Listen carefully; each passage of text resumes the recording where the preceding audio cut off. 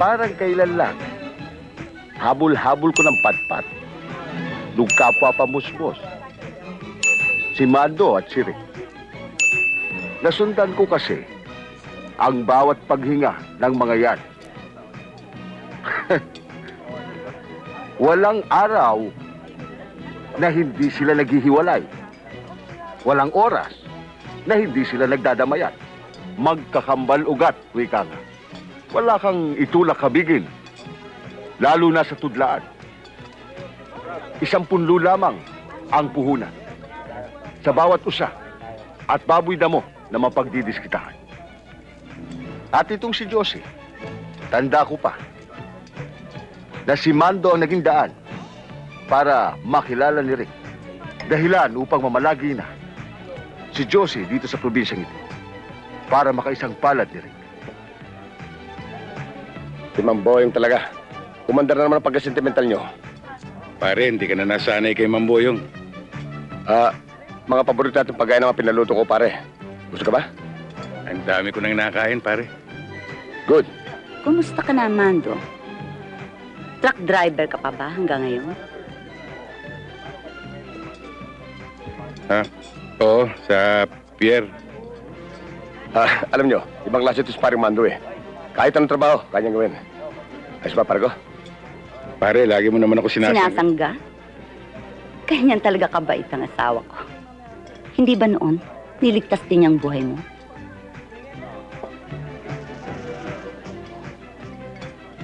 Siya nga pala, pare. May papakita ko sa'yo.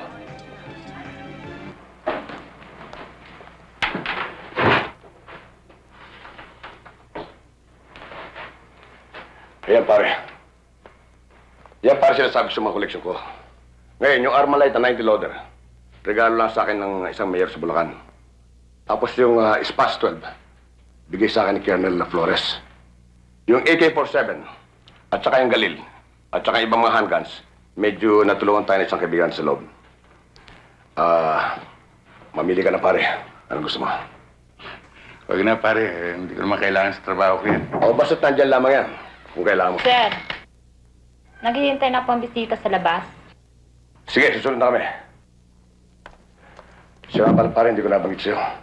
Sinabi ko sa mga taga rito na magpapamalas tayo ng konting husay sa pagbaril.